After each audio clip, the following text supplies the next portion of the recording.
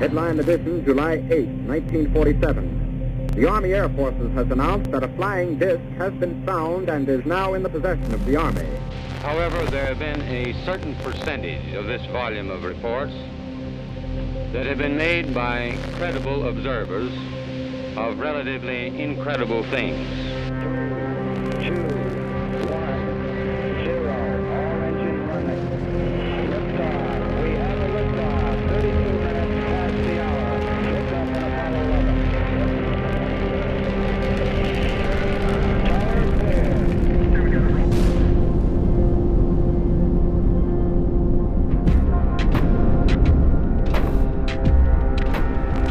We're having luck, but other sightings apparently were taken more seriously. And one in particular, an incident called the Rendlesham Forest Incident, also known as Britain's Roswell. This was in 1980, shortly after Christmas, when a few American airmen who were stationed in the UK reported seeing a UFO. A huge, solid, diamond-shaped object they described as 100 foot long, hovering silently in the sky above them. There is very compelling evidence that we may not be alone, whatever that means.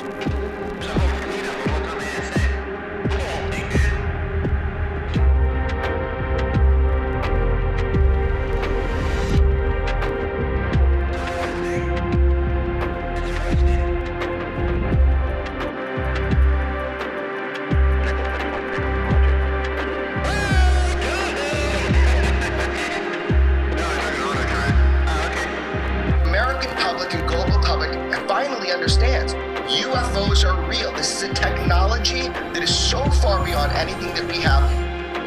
Reportedly appear to exhibit unusual flight characteristics, appear to demonstrate advanced technology. Arrow is the culmination of decades of DoD, intelligence community, and congressionally directed efforts to successfully resolve UAP encountered first and foremost by U.S. military. What is up, everybody? Welcome back to Disclosure Team with me, host Vinny Adams. The following is an interview with Julian Dorey. Julian is a podcaster with over 500,000 subscribers on YouTube.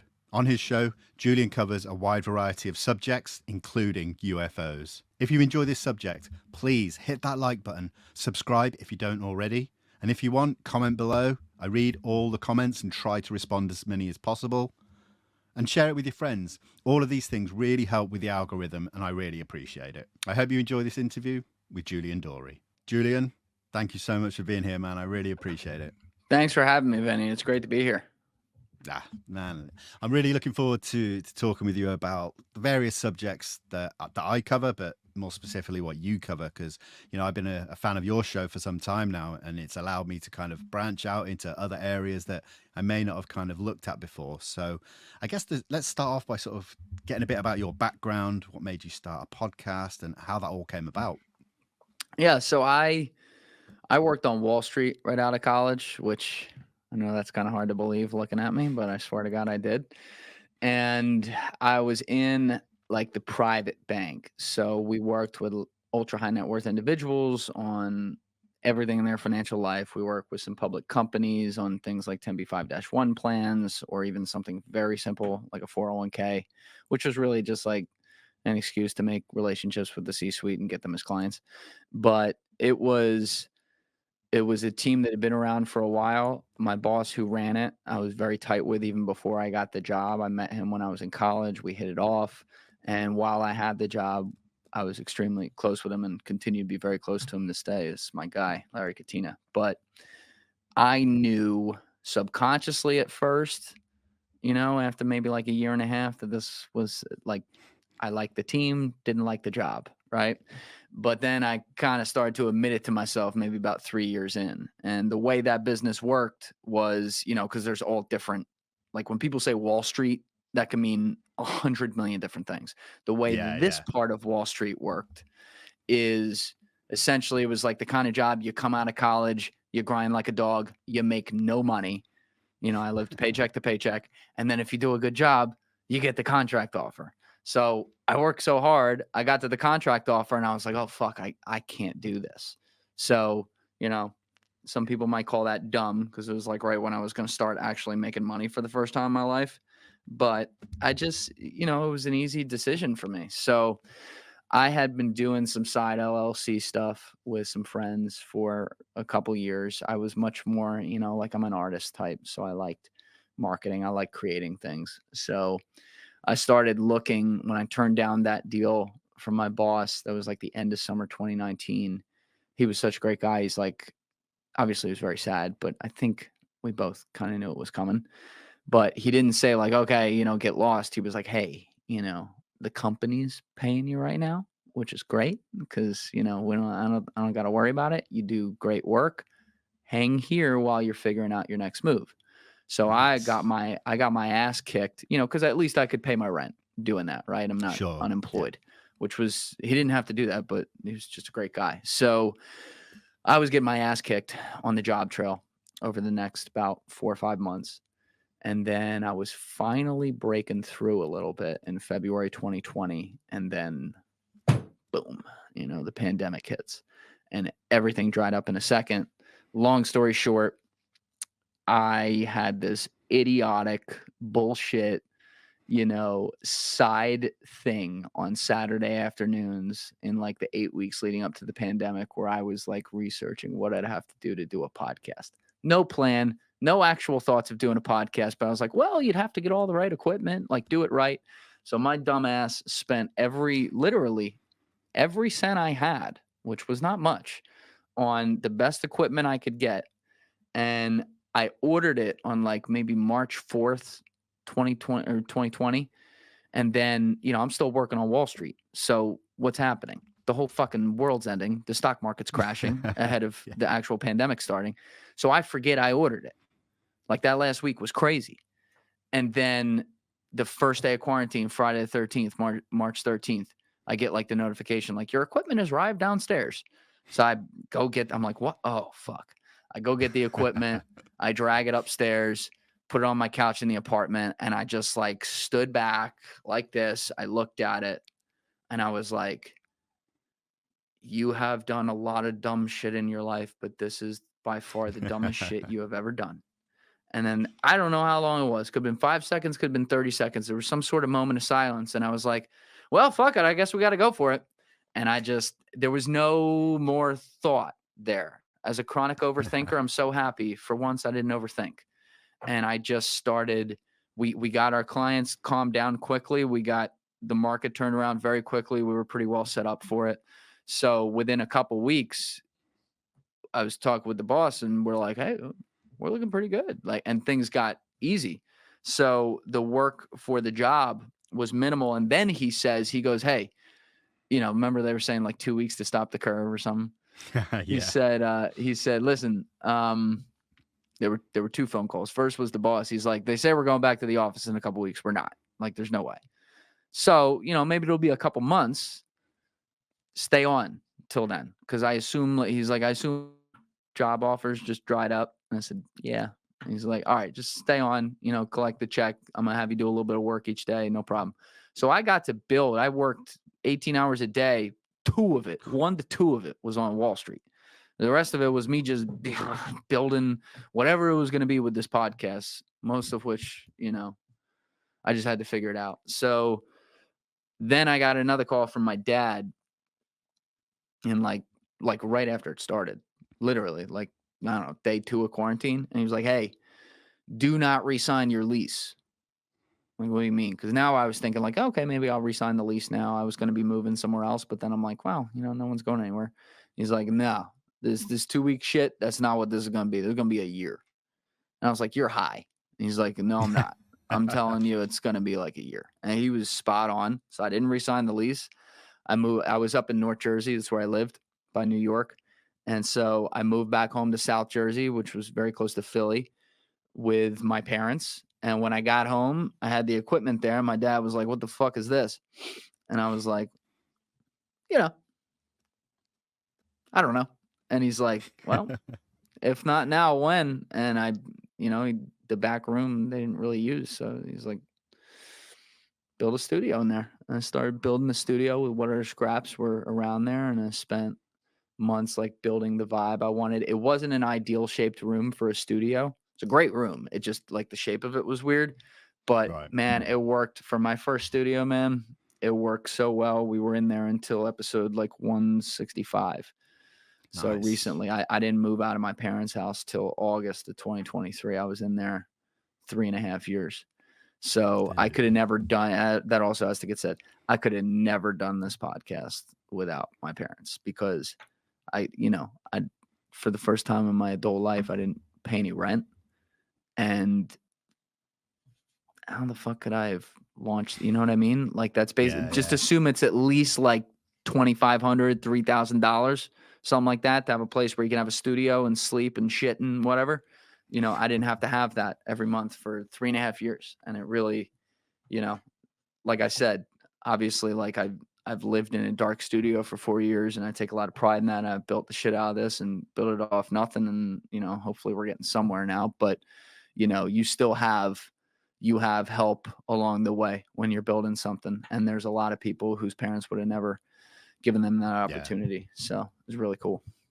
That's fascinating, man. So how did you did it take long for you to kind of figure out what subjects you wanted to cover and the structure of the show kind of thing? It's a great question. I thought when I went to launch this, I was like, fuck, I'm going to have to do like 30 or 35 solo episodes before anyone wants to come in here. And so when I went to launch, I worked for basically like 6 months leading up to the public launch, September 15, 2020. And when I went to launch, I dropped 10 episodes. And they were mostly like solos of me working with the 3 cameras and talking about a subject for an hour, which, you know, some people liked those episodes, which is funny to me. They're like very cringy. I don't like talking to myself. It's not fun. I obviously have a skill, I guess, at that. I can do it. Like, you see what like Tim Dillon does. It's amazing. I love it. He's incredible at it and he enjoys it. It's not for me. I need someone there. I gotta shoot the shit with someone. It's way better for me. So I was able to get my cousin to plop down, like, without asking her, to do one for like an hour. So that was one of the 10 when she was over. And then another one, a longtime friend of mine, this was, you know, the whole summer of George Floyd and everything. A longtime friend of mine, Terrence, had been like literally involved in the NAACP since he was 10 years old. So I was like, well, let's, you know, it's a hard time right now. Let's do a combo on this. And it was so good. Like, he was awesome and talked for like 2.5 hours. And I had that as episode 10. And I knew that's the format I wanted. Just my rule was going to be, I want to talk for as long as the fuck we want, in person, never, you know, remote or something like that, with people that I'm interested in talking with. That's where it started. And it has remained that way to this day. The only difference is I didn't know how many episodes, but I knew that once I got to that guest format, when, again, I thought it was going to be 30 or 35 even to get there, but I knew I was just going to have to invite in a warm body, right? Like someone who could just talk with me, and it'll be more, those conversations will be more, I'll have a way more dominant role in them than I will once we get down the line, right? Because it's more just like shooting the shit. So I kind of got to sell what I'm doing here a little more. And I may not be getting people who are going on podcasts much or like have a story. It could just be some fucking friend that I'm drinking with. So, you know, I got to work a little more. But I did that. And when I put out those 10 episodes at once, I was actually surprised. Maybe I shouldn't have been, because I hadn't told anyone I was doing this. Like, none of my friends knew. So I was surprised when a bunch of people hit me up like, yo, bro, I'd come in and do this with you. Like, okay. So I had 4 or 5 more solos that I was already filming. So I got those out. And then episode 16, it moved to guest exactly like it is till now. There was 1 week, episode 75, I had COVID, so I couldn't have someone in. So I did a solo. And episode 120, I was up against a deadline, so I did a solo. But other than that, it's always been a guest. But yeah, so my goal as we were going along, just people I knew, friends, and, you know, my only goal was once we recorded, I'd go in there and I'd find clips. And when I found clips, I realized that, you know, all these creators online were making these amazing clips, but podcasters either weren't making them. This is 2021. Or if they did, they were fucking terrible. There was no bar. It wasn't like the bar's low. There's no bar. You'd see big shows putting 1080 by 1350 videos on the feed in TikTok with captions and nothing else. And I'm like, all right, you got to put, you're competing against Zach King here. Like, you got to put some effort in. So like I said, that's kind of where I come from. Like, I'm an artistic guy. So I'm like, all right, well, I started with, let's put some music behind it. All right, well, let's get the timing of the camera switches right. All right, well, let's, I thought I had to do TikTok captions at the time, so I would make myself type in all the captions and time them perfectly on TikTok, which was, wow. It's not fun having OCD. But anyway, I can't even look at those now. But then I was like, okay, what about some imagery too? And then I realized I started having success spring 2021. So 7 months into the podcast, I had my first viral clip. And then for the next 3 months, my edits were getting better and better, but I could never tell when a clip was going to be viral or wasn't. And then I had a guest in named John Borick, who in Philadelphia was an Emmy-winning sports anchor. I'd, been on TV for 15 years, and I knew him, and he was a great guy. And I remember asking him, what was your favorite part about the job and doing it? And he said, telling stories, telling people's story, what was behind it. And that just it was on the podcast, and I marinated for a minute. And so I go back into my feed and I look at all the clips that did well. And if they all weren't a story, which most of them were, they were at least narrative format. Sure. I said, oh my God, we're just going to do stories. So I started that was like 2.5 months after I'd had Jim DiOrio in. It was a friend of mine who was a very legit guest. Again, a friend of mine though. So he was able to come in. But, he was, for people who haven't seen those episodes, he was West Point, 1986. His roommates were Mike Pompeo and Mark Esper. So Secretary of State, Secretary of Defense. He was in the Special Forces for 8 years, like Somalia, all that stuff. He was undercover in the Special Forces too, which means he killed a lot of people having to do that, because those missions are really you don't go in there to get information. You're going in there with the worst person ever, and they got to go. And then he did 25 years in the FBI, as 11 of them he was on and off undercover, sometimes for a long time. And then he was a case maker, special agent in charge. And his expertise was he was an interrogator. So he was one of their 3 or 5 go-to international interrogators. Someone somewhere in the world has been caught by the FBI doing crazy shit. He gets sent in to do it. So obviously that was a great podcast. I was still building the audience when I first put it out, so it didn't get the love it should have. But now fast forward to that summer, I'm figuring out this story thing. I go to Jim, I'm like, all right, let's find a story in there. There's one every 10 minutes. I'm like, ooh, that September 15, 2001 one looks good. Made 2 clips on that. They went viral. And then it was also at that time that I was like, oh, I can, when I'm in there listening to people, I'm picturing things in my head like a fever dream. You know how when people are telling you stories, you try to picture things you can relate to? Yeah, absolutely. Like someone's telling a mob story, you're thinking of The Godfather or Goodfellas or something. So I'm like, all right. And then if you're dreaming and you're having a dream and whatever the fuck is happening, and suddenly, let's stick with that theme, Michael Corleone sitting next to you in the car, and it's Michael Corleone from the movie, but he's not acting out what's in the movie. He's like Michael Corleone doing some weird shit with you in a dream, trying to get some mission taken care of or something. That's a fever. So why don't I do that? Why don't I make documentaries out of this? And so I started using B-roll and kind of invented that with podcasts, which now it's great to see everyone's doing that. The clips are way better quality these days, by the way. So shout out to the whole podcast community doing a nice job. But, at the time I was the only one doing it. So they just started going viral, and then it just kind of kept building from there. And then eventually, I'm hyper OCD about it. So clips would take 20, 25 hours to make. And I'm like, all right, let's move this to the front of the episodes. Let's take that time I'm spending on that. And now I'll make these montage intros for the front of the episodes and sell the episodes themselves. And then that was a good bet to make. And now, I'm moving away from edits. I manage edits, which I miss them, but I don't, because, like I said, it's been 4 years in a dark studio. We're starting to do more podcasts now. There's all kinds of other responsibilities.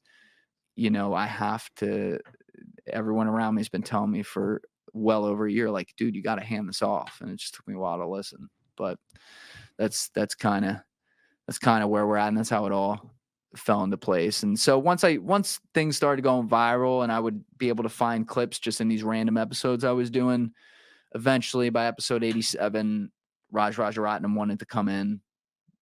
Okay, now I started to focus. The job got easier because now it required me just having cool people and I just keep them talking. I don't have to do as much legwork. So since then, the rule has stayed the same. If I'm interested in it, I'll do it. If it's something I know the audience is never going to be interested in, but I still am right now, I can't really put that at the front burner. But my goal is to get this thing grown so much that if I shit on a floppy disk and upload it to YouTube, people are going to watch it. Right. So, you know, we got to get to a point where anything I'm interested in, we're doing it. So I'm still getting to do most of the stuff I want to do, but there's some things, like some topics that I'd love to do that, you know, right now to put 60, 80 hours of manpower production into it, I'd be doing the guest a disservice too, especially if I'm flying them in from California or something, you know, and they can't go far enough. It's not really fair to them. Totally. I get it, man. Totally. Yeah. So when did the UFO subject, is that something you had an interest in before you started getting guests? Because you've had some great guests, most recently Nick Pope. Thank you. James Fox. James is a good friend of mine as well. I know you're friends with him too. He's a lot of fun. Oh, you know James a little bit? Yeah, I hung out with him twice last year, got very drunk with him and just had a blast. That sounds right. That sounds right. James knows how to have a good time. Where are you? Where do you live? Like what town? I'm in Sheffield in the north of England. Is that like close to Scotland?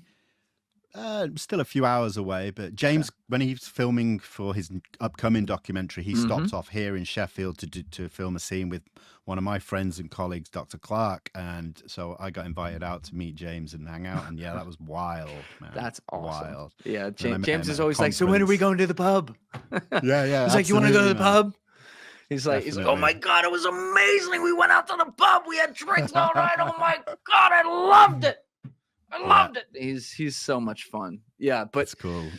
As far as when I got into it, like how far back were you interested in this topic? There's the I started off as a researcher, so I've been researching this for 15 years solid. Yeah. Only kind of podcasted and that for a couple of years, and social media 3 years maybe. But before that, strictly up till the early hours, looking at declassified documents, really digging in deep, trying to kind of piece together things. So I kind of got that background. 15 what years got you into it in the first place?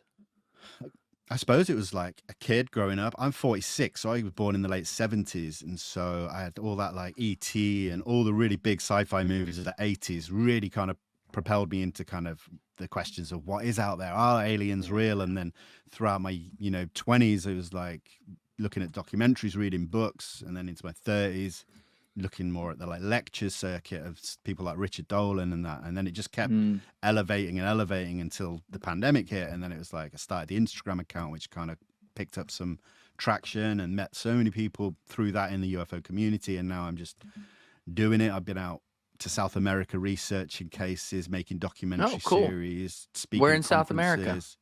Colombia. Yeah.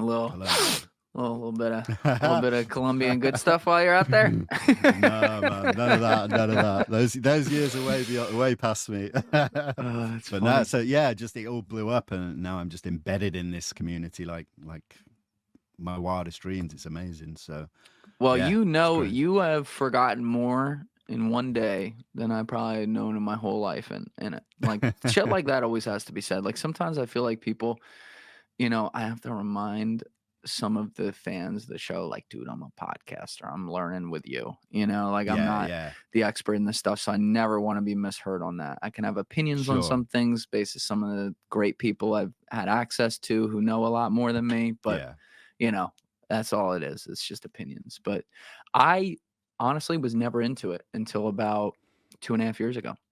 So it's just not I think about this sometimes. I'm like, damn, I always think about meta questions. I'm like, how did I never Stop. Like, I would make jokes like, oh, the aliens are here, but that was it, man. I mean, I can count on 0 fingers the number of UFO documentaries I'd ever watched in my life. Right. Like, until 2.5 years ago. So what happened was my producer, Alessi, who's now my producer, I had met him on the internet, actually, like in a comment section randomly on Instagram. Maybe it was December 2020. So he was in college. He was like 19 years old or something. And he then became a fan of my podcast. We were in touch and whatever. And I'm like, oh, this kid eventually will be perfect to be a producer. Like, he's young. He gets it. He did a podcast of his own and was actually like on the side in college. Didn't have time like I did, to spend 16 hours a day marketing it, but that's why it didn't blow up, I don't think. But he was excellent at it. And so he would get on like a lot of big people, like on Zoom, and just talk with him. And so he got on James Fox, I think, April 2021. And so at the end of the conversation, he said, James, I know you're going to Brazil this summer to do this documentary on the Varginha incident.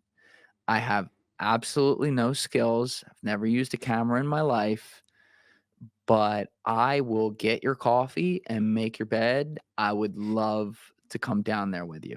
And James was like, okay.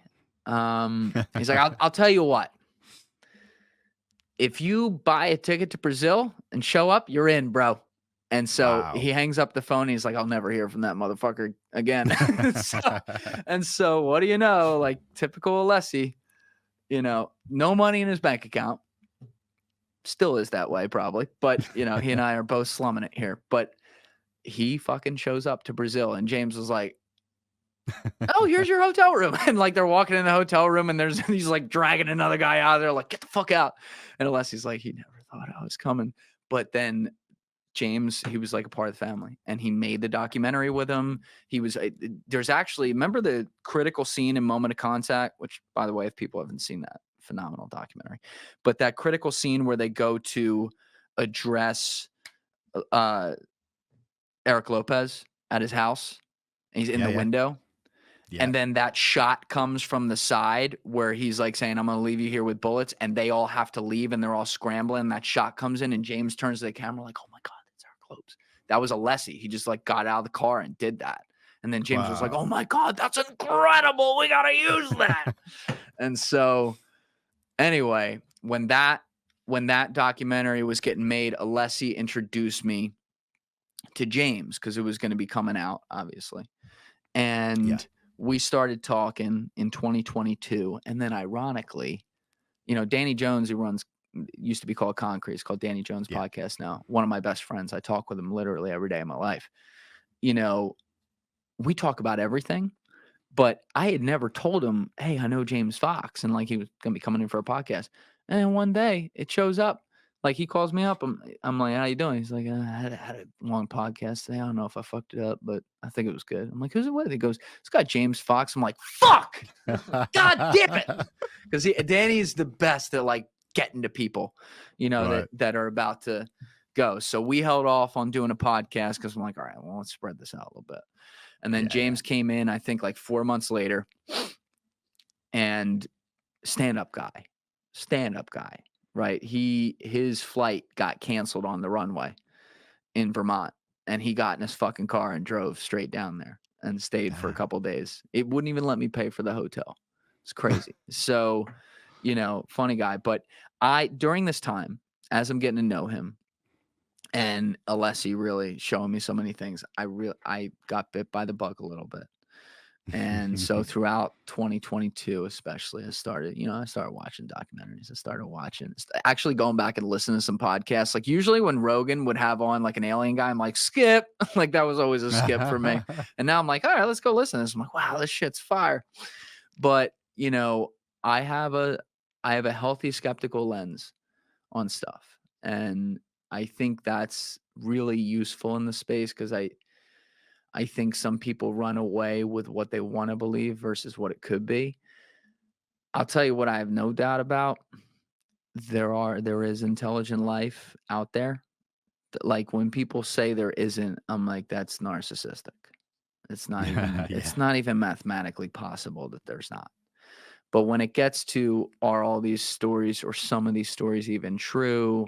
Have they been here? If they have, are they green men or are they from the multiverse? Like, if it's a different human who's walking among us, you could be one right now.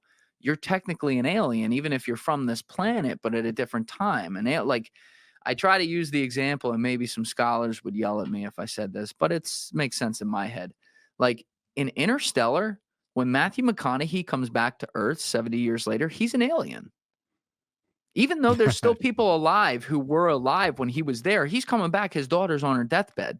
She was like a little girl when he left. He's an alien, right? So if things like that do exist, and there's some very interesting physics out there, and I've been fortunate to have on a couple guys that talk about this, but you know, point is there's a lot of possibilities. And so I'm very bitten by it, but I'm very skeptical of things I hear from government and stuff like that. And I'm also a realist. You know, people like to get in this camp of like, oh, they're a Fed or everyone's this or that. Government's got a job to do. I get it, you know, but like, I'm not gonna, no one cares what I think, but for myself, if I can kind of see like, all right, it seems like they're doing a job a little bit. All right, I get it. No problem. I'm not going to get invested in it. Right. That's why, like with Dave Grush, I go back and forth because he's very interesting. Right. Very interesting guy. And I think I'm going to have Jesse Michaels in here sometime soon, who's known him for a few years. And Jesse's a great guy. And the little bit I've gotten to talk to him on the phone and get to know him a little bit. But, you know, Jesse really feels strongly about what Dave says. Now, do I think everything Dave says is true? No. Could it be true based on what he has uncovered, meaning what he knows to be true? Absolutely. Like he could be totally telling the truth, or he could be full of shit, and he could be some, you know, bidding for the government. In which case, like, again, this is where people get to, well, fuck that guy. I'm like, you don't know what they know behind the scenes. I know it's a dangerous thing to say sometimes, but you know, if he's doing his job, I'm just not going to be a part of it. You know, if I can help myself, but that's kind of what it is. So I look at all of it. I think a guy like James Fox is just like a hero because he's definitely not right about everything he says. Neither is anyone ever, but he cares. He investigates this shit. Like he really cares, man. I mean, when he was on Rogan and you saw him get emotional, that's real. You know, he ain't I got news for you. James ain't an actor like that. No. So, you know, when you see the work he's put in, you know, I just admire it so much. And I hope we can get to some truth in his lifetime. And I value being friends with him. You know, the three of us are on a group text like every day, shooting the shit. It's great.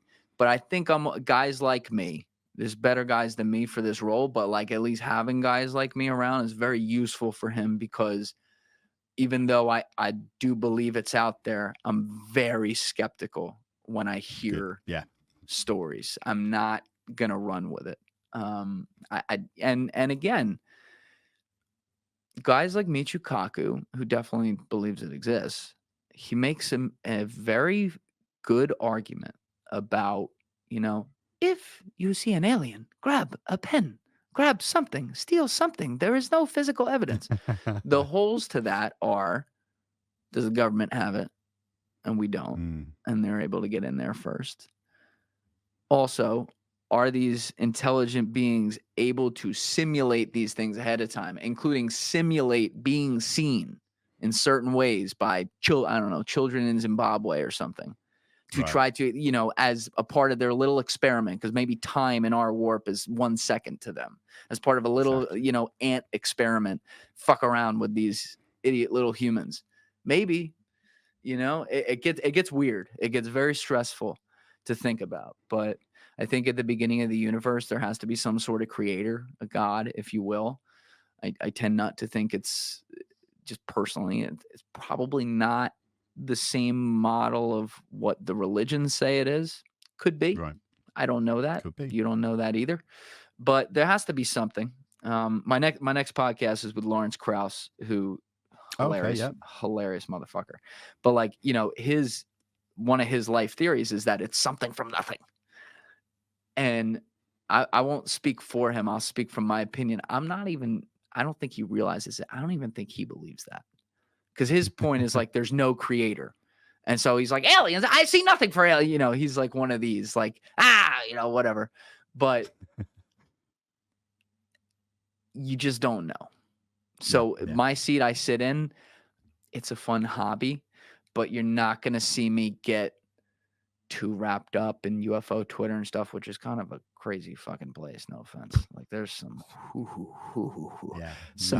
there's some misinformation. There's some interesting clicks in there, and I don't know who is anyone. So I can't tell you this guy or that guy. There's people I'm friends with who could be. I don't know. But I just like try to say, hey, I'm going to stay right here in my podcasting lane. How you guys doing? If here's an episode you like, you're free to watch it. No offense taken if you don't. And that's that, It's tough, man. It's really tough. That's a good position to be in. I try and stay neutral as well. I think through my research, looking at so many cases historically, I think I realized that whatever this non-human intelligence represents, I believe there's something to it and that it's worth investigating and looking into and stuff. I don't kind of claim to think any further than that, like in my strong beliefs. But again, I got caught up in the actual community, made some really good friends, became good friends with Lou Elizondo, met him and his family a few times when they're in the UK. And that's led me to speak to other people, Dave Grush being one of them, Christopher Mellon. And if they've pulled the wool over my eyes and they are psyops or spooks, then hey, we still had a good time drinking beer and having food, and I'm not going to walk out of it harmed in any way. And here's the attitude with that. And I don't know any of those guys. I definitely think Lou Elizondo is definitely like a Fed, so to speak. But when we look at psyops, for example, most likely a bad psyop would be, I don't know, one gone wrong. Would be like MK Ultra. Oh, let's go drug all these people and then put them out in society. See how that works out. Oh, sorry, don't mind Charles Manson. Our bad, right? It's like, well, we fucked that. Someone in a back office with like an over-aggressive mustache and like a fucking bow tie was like, well, we fucked that one up. Give me the next one. It's that simple. That's just what it is. But then there's other stuff that like I want to know and I don't want them to do. But in my head, I'm like, if it were what I thought, could I understand why they wouldn't share that with mass society? And like, I'm like, no, I can't understand it. And then the smart, like more logical version comes in like, yeah, I get it. Like let's say they know. I don't know if they do, but let's say they know. And they're able to simulate, like I'm talking our government and the tools they have, they're able to simulate societal response to certain things that they would be told. Let's say that they knew for a second that all the religions were fake. And this is a hypothetical, people. Don't take me too far with this. All the religions were fake. It was invented by aliens. And, the aliens are going to start showing themselves within the next half a century. And they had simulated that if that happened, global society of 8 billion people, too many people would be meaning of life emotionally impacted by that in such a way that shit would collapse. If they were able to simulate that and then said, oh, fuck, that can't happen, and send out, Lou Elizondo and these people to make sure it doesn't, then God bless America. Do your thing, fellas. Wish you all the best. I don't know what I don't know. So I'll call it like I see it. And, it's nothing personal against people. People make this stuff very, very personal. I don't feel any of that. I mean, I have spooks in here that I talk to. Where I like my spooks? Right where I can fucking see them. But when they say some stuff, I'm like, maybe not. I have as much a clue as you do out there. It's really, even like Andy, I'm friends with Andy. Oh, Bustamante. Yeah, he don't share anything with me. Like I get fun stuff. I get fun stuff off camera, like good stuff. Nothing like, the world's run by nothing. Like there's not like he doesn't. I know even though like we'll all hang out, like Danny Jones and me and whatever. when we leave and he leaves and he goes and does whatever the fuck he does. Don't know what that is, but that's where the real stuff happens. And your friendly neighborhood podcaster is going to stay a friendly neighborhood asshole podcaster who doesn't know anything about anything. So that's just how it is. No, that's cool, man. I like that. Well, I'm assuming then by your history with the subject that you've never had a sighting or anything. So No. I guess my question then would be, how do you think you would react if you were to see something that you looked at and thought that isn't ours or that is truly anomalous? How do you think you'd react? I don't know. I mean, especially the more serious things get, I'm very careful with the following phrase. If I were blank, then I would blank. You really don't know. Sure. So the answer is I don't know. No. If I Fair were, enough. without knowing what that situation would be, knowing my brain, I'd be like, probably a plane and move on. That would be me. I'd be like, it might be DARPA. Yeah, which actually, that's very valid. Like when I look at what David Fravor talks about, David Fravor's a very interesting witness to me because he's so matter of fact. And he's like, here's what it is. Here's what I saw. Beep, beep, beep, boop. That's what it did. Here's the fucking video. Look for yourself. I like that. He's just like, here it is. My hands are tied. I'm done. You tell me what it is. That I think is that one I think is my mind, just my opinion, thinks it's like DARPA stuff. I don't think that's alien. I think that's like some insane technology that we have, which if it's ours, I'm pretty pumped about that. It's good stuff.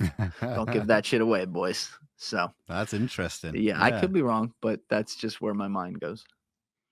I mean, you mentioned previously about, if the world were to find out and, it could break the system, let's say, or it could really have a negative effect on society.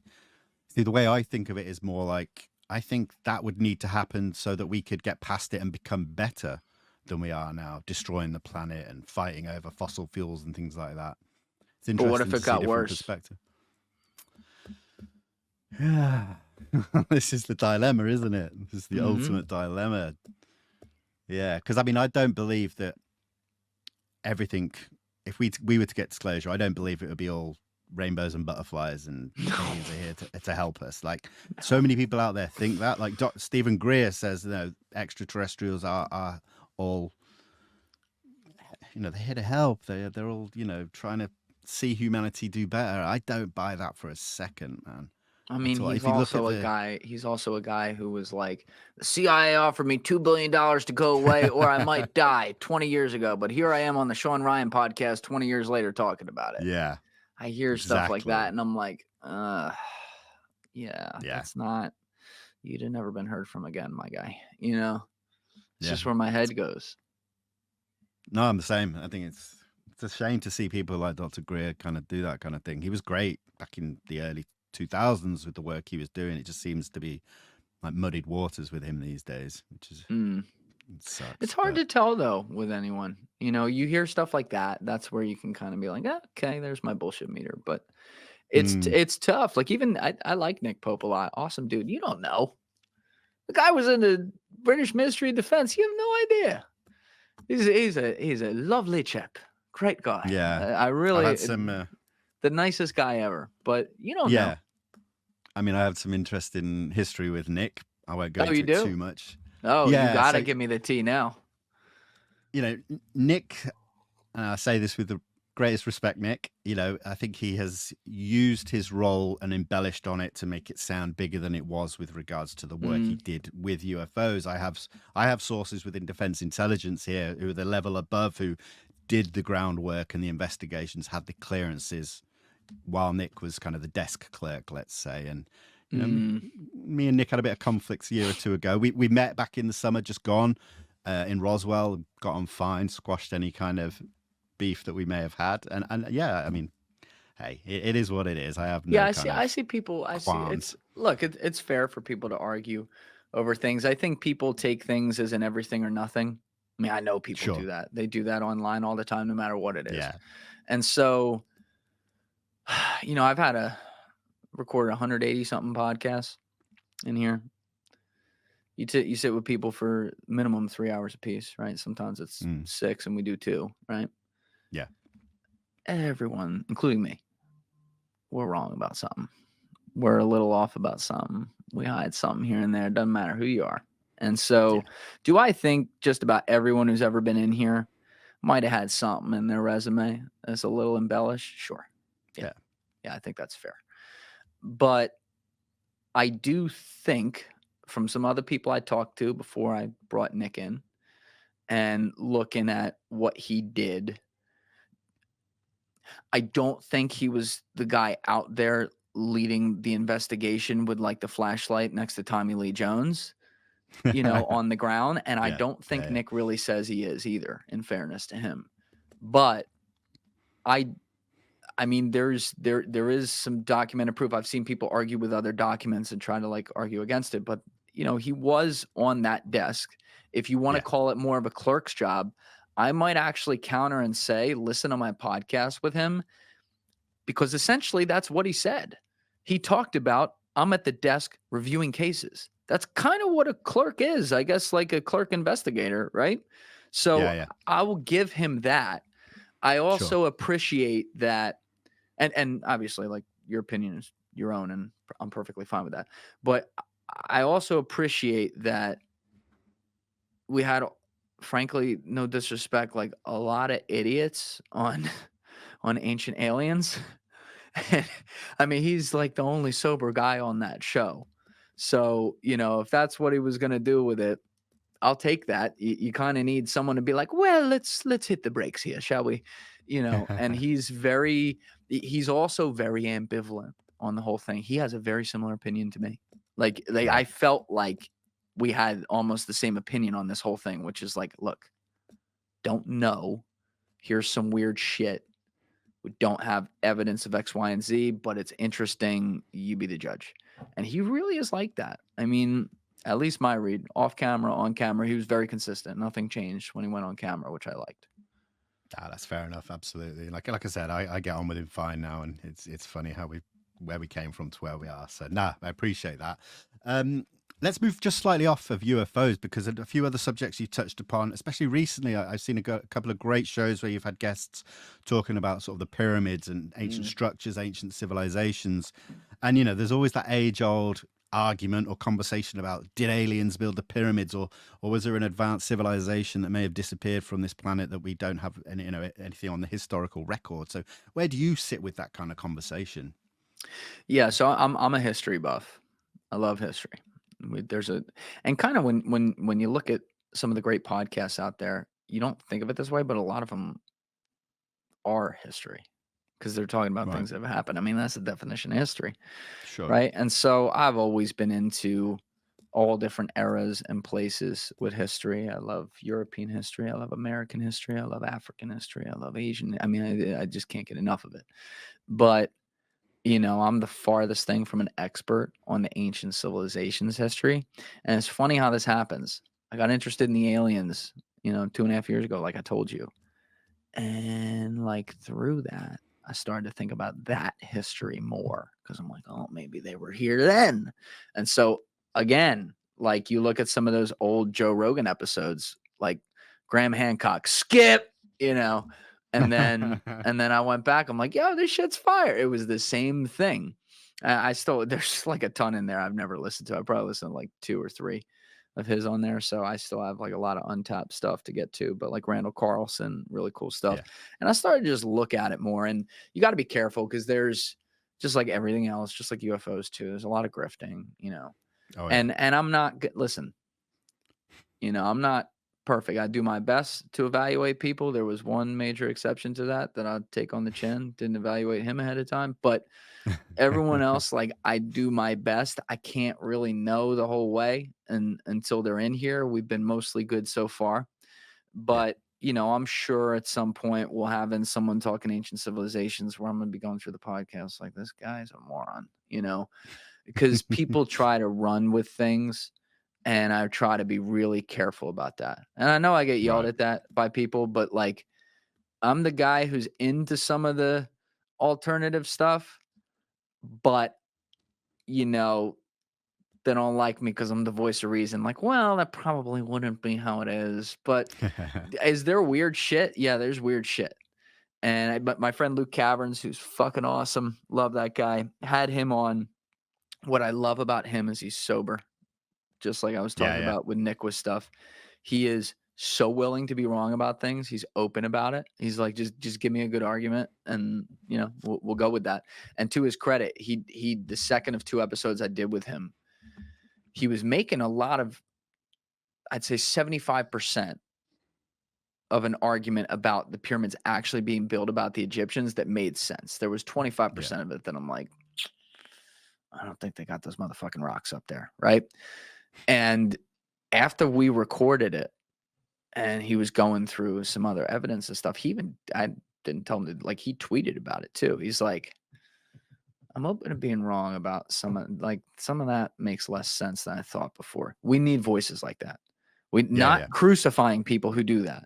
We need people to be like, thank you. And I wonder if we'll get to a point where we can actually answer these questions. Maybe there's some technological way we'll be able to do that. I hope so too, man. That'd be really cool, right? Yeah, I'm with you on that as well. I mean, I always, with the ancient alien and ancient astronaut theories, I mean, I really struggle with it. And, through all the episodes I've done on my show, I've really barely touched upon it because I don't want someone to sit in front of me for an hour plus saying, yes, it was aliens, because they don't know. Like you said a few times here, we don't know. And it's like, I struggle with that. And I also give a lot of credit to humanity and humans. There is some intuitive, ingenious people who probably could have done some of what we see historically. So that's kind of how I see things. But it's really hard, man.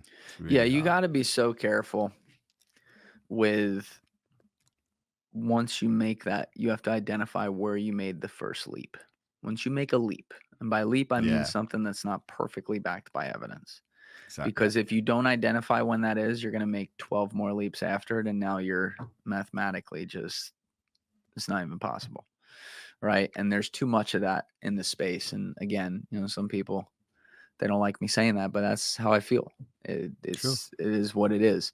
But the history is wild. I mean, and like even looking at ancient stuff that's not all the way back there, but looking at, the Roman Empire, the Greek Empire, and seeing how smart some of these guys were and what they did and how,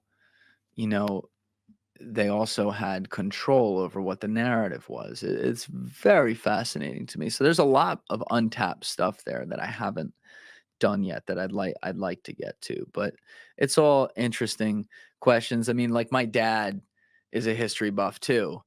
And it was hilarious to me because, like I told you, I didn't get into this part of it maybe until like 2.5 years ago.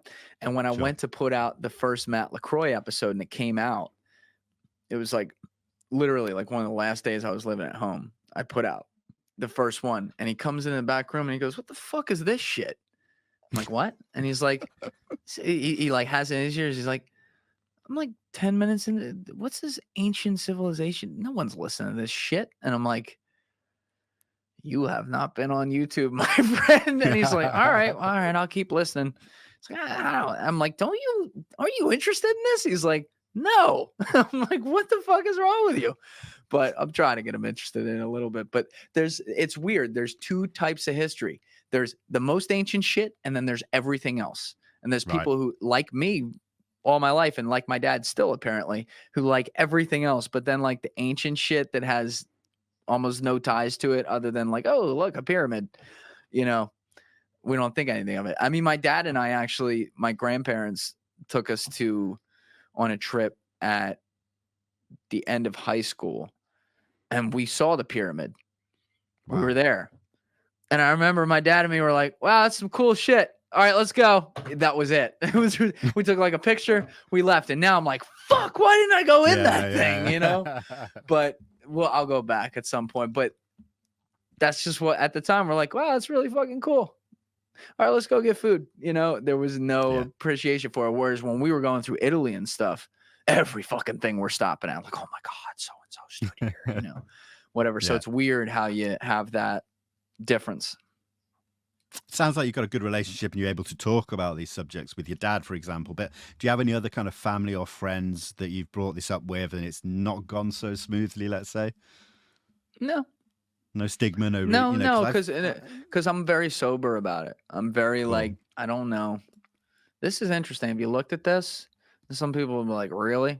I'll be like, yeah, I feel you. But I'll be like, you should watch Moment of Contact. I don't think it's exactly like James said it went down. James did an amazing job putting all the evidence together, getting it. I don't think it's anything like exactly what he said. But do I think whatever it was, some very weird shit happened over those 2 days in January in 1996? Yes. And that, by the way, that doesn't mean it was actual aliens. I think it might have been. But yeah, I think James was onto something. There was very weird shit there. But I don't sit here and tell people what to think. The only thing I will really be like, and I don't even think I've had to have any aggressive conversations about it. The only thing I'll be like aggressive about is when people are like, there's no such thing as intelligent life anywhere else. I'm like, you're a moron. Like that's not it's not even mathematically possible. It's a little when you're talking with like the really religious types, it's a little tough sometimes. Because they're like, they believe what they believe. And I'm just like, okay, all right. You know, I don't even, it's not comfortable to have them, so I just don't. No, that's fair enough. Fair enough.